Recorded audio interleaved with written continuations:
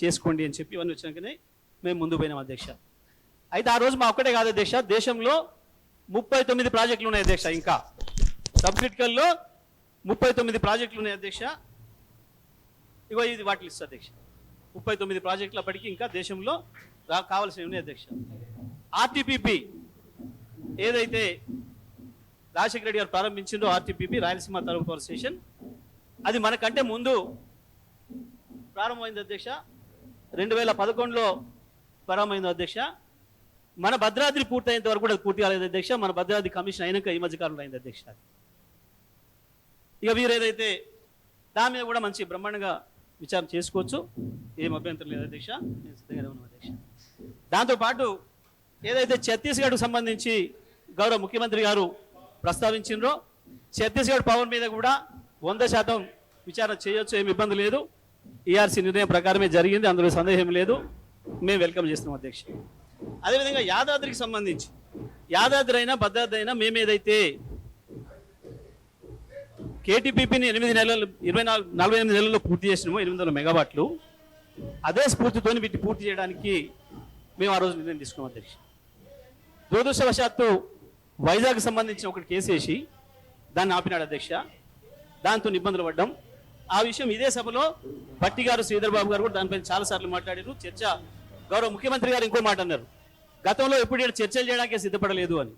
అధ్యక్ష, గత 10 సంవత్సరాలై మీరు రికార్డు తీస్తే ఎన్నిసార్లు ఇక్కడ చర్చ జరిగిందో, యాదాద్రి పైన కావచ్చు, భద్రాద్రి పైన కావచ్చు, ఛత్తీస్గఢ్ పైన కావచ్చు. గౌరవ పెద్దలు జానారెడ్డి గారు కూడా మొదటి టర్మ్లో వారు పాల్గొన్నారు మొత్తం చర్చలలో. రెండవ టర్మ్లో భట్టి గారు, శ్రీధర్ బాబు గారు వారు పాల్గొన్నారు. వీటన్నిటిపైన కూడా కూలంకషంగా చర్చలు జరిగిన అధ్యక్ష. దానితో పైగా కాగ్ నివేదికలు కూడా ఉన్నది అధ్యక్ష. ప్రతి సంవత్సరం కాగ్ నివేదిక రిపోర్ట్లు కూడా వారి ముందే టేబుల్ చేసినాం, అవన్నీ కూడా ఉన్నాయి అధ్యక్ష. అందులో సందేహం లేదు. గౌరవ ముఖ్యమంత్రి గారు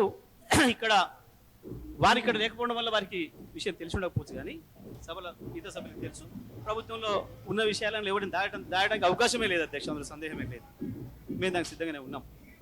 కానీ అధ్యక్ష, ఇక్కడ వారు విద్యుత్కు సంబంధించి మళ్ళీ పదే పొరపాట్లు మాట్లాడుతున్నారు.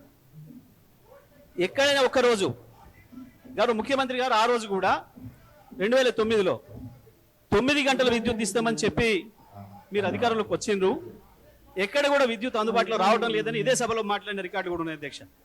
ముఖ్యమంత్రి గారు ఆ రోజు వేరే పార్టీ తరఫున మాట్లాడిన రికార్డు కూడా ఇక్కడే ఉన్నాయి అధ్యక్ష.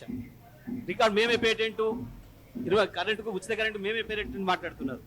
వాళ్ళ పేటెంట్ ఉన్న కాలంలో ఎన్నడూ 3 గంటలు కాదు కదా 4 గంటలు కూడా ఇచ్చిన సందర్భం లేదు. వాళ్ళ కాలంలో ట్రాన్స్ఫార్మర్ పేలిపోయింది వాస్తవం, సబ్ స్టేషన్లు తగలబడిపోయింది వాస్తవం, రైతులు చచ్చిపోయింది వాస్తవం. వారి జిల్లాలోనే అధ్యక్ష 14 లక్షల మంది వలసలు పోయింది. వారున్న పాత పార్టీ, ఇప్పుడున్న కొత్త పార్టీ, ఈ 2 పార్టీలే బాధ్యతలు ఉన్న అధ్యక్ష, అందులో సందేహం లేదు అధ్యక్ష. ఇవాళ ఏమైనా మాట్లాడవచ్చు, కానీ ఆ 2 పార్టీలే అన్నాడు. నేను స్పష్టంగా చెప్పిన, వీరి అధికారంలో ఉన్న ఉప ముఖ్యమంత్రి గారి పార్టీ అధికారంలో ఉన్నాడు, ముఖ్యమంత్రి గారి పార్టీ అధికారంలో ఉన్నాడు, ఉప ముఖ్యమంత్రి గారి పార్టీ వారి పాత పార్టీ. ఇదే సభలో ఎన్నిసార్లు ప్రదర్శనలు చేసుకున్నారు అధ్యక్ష, ఎన్నిసార్లు కుండల ప్రదర్శనలు చేసినారు అధ్యక్ష. మొత్తం మేమే ఇచ్చిపోయినాం, మేము ఆ రోజు మంచిలు మొత్తం మేమే ఇచ్చినాం, విద్యుత్ మేమే ఇచ్చినాం, అన్ని మేమే ఇచ్చినాం. మీరే ఇచ్చుంటే మీరే ఎందుకు ఈ సభలలో మాట్లాడి ఉంటారు? మీరు ఎందుకు ఈ సభలలోకి కంకులు తీసుకొచ్చి ఉంటారు? మీరు ఎందుకు ధర్నాలు చేసి ఉంటారు? ఇవాళ ఫలితాలు ఏం చేసిండ్రు? ఇవాళ రైతులు గత 9 సంవత్సరాల కాలంలో ఒక్కరోజు ఎక్కడైనా ఒక రోడ్డు మీకు వచ్చిన సందర్భం ఉన్నదా? ఈ రాష్ట్రంలో రైతాంగాన్ని సంతృప్తిగా ఉంచింది మా ముఖ్యమంత్రి కేసీఆర్ గారు తప్ప ఏ ఒక్కరోజు కూడా గత 30 సంవత్సరాల కాలంలో ఒక్కరోజు కూడా ఈ రాష్ట్ర రైతాంగం ఎన్నడూ కూడా నిమ్మలంగా లేదు. ఇవాళ రాష్ట్రంలో రైతులు నిమ్మలంగా ఉన్నారని వీళ్ళు ఏడుపు తప్ప, వీళ్ళు పెట్టుబడిదారుల వైపు తప్ప రైతుల వైపు ఎప్పుడు లేదు అధ్యక్ష. వీళ్ళ ఎన్ని కూడా ఇదే వీళ్ళ పని పెట్టుబడిదారులను కాపాడడం, రైతాంగానికి 24 గంటలు ఇస్తున్నందుకు వీళ్ళకి ఏడుపు ఉంది తప్ప ఇంకోటి లేదు అధ్యక్ష. ఎందుకంటే 3 గంటలు చాలు రైతాంగానికి అన్న వాళ్లకు ఎట్లా చేస్తారు అధ్యక్ష? రైతుల బాధలు 3 గంటలు చాలు విద్యుత్, 10 హాస్పిటల్ మోటార్లు పెట్టుకుంటే చాలు. రాజగోపాల్ రెడ్డి గారు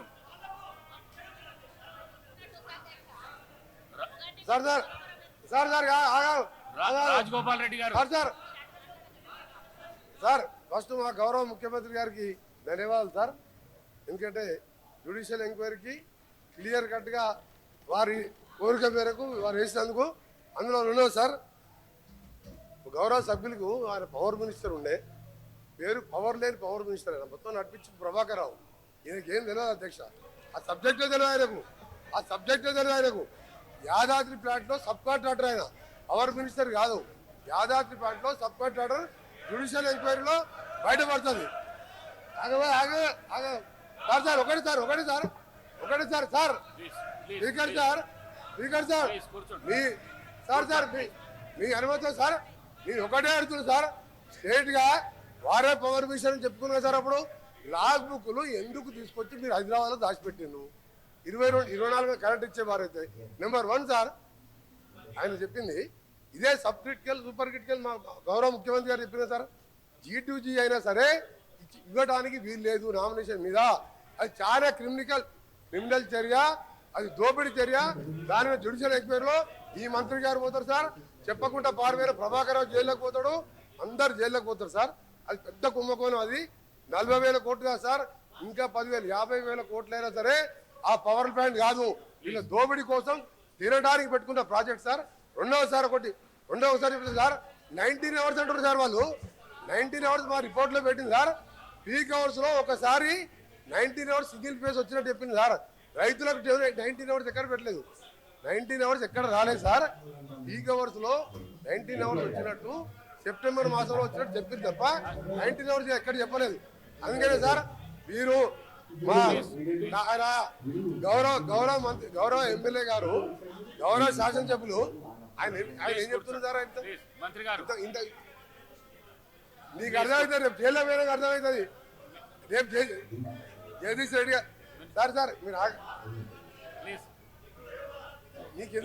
నీకెందుకు శ్రీహరి గారు నేను ఒకటే చెప్తున్నా సార్ మీరు ఒకటే అబద్ధాన్ని ఎప్పుడు 24 గంటలు 12 గంటలు ఎక్కువ ఇవ్వలేదు మీరు ఇవాళ చెప్పిన దాంతో మా పవర్ మొత్తం ఇవాళ ఏపీ ట్రాన్స్కో జెన్కో నష్టాలు ఉందంటే దానికి కారణం ఈ పనికిరాళ్ళ చేత కానీ అప్పుడున్న ప్రభుత్వం చేసే చేతులతో ఇవాళ నాశనమైంది సార్ దాన్ని ముఖ్యమంత్రి గారు ఇచ్చినందుకు వారికి ధన్యవాదాలు.